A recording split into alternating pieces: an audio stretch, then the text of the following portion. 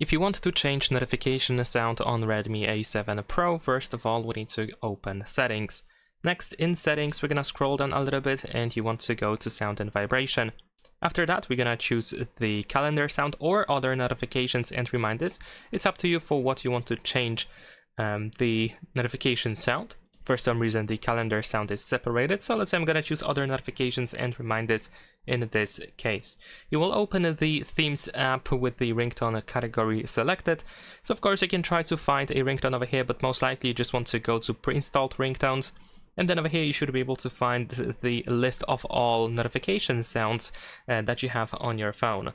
So there we go. And of course you can tap on any of these sounds in order to have a little preview.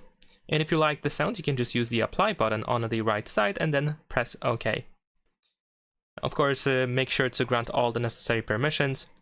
And if nothing appeared right next to the notification sound that you have selected, you might want to do that again, just in case. And there we go.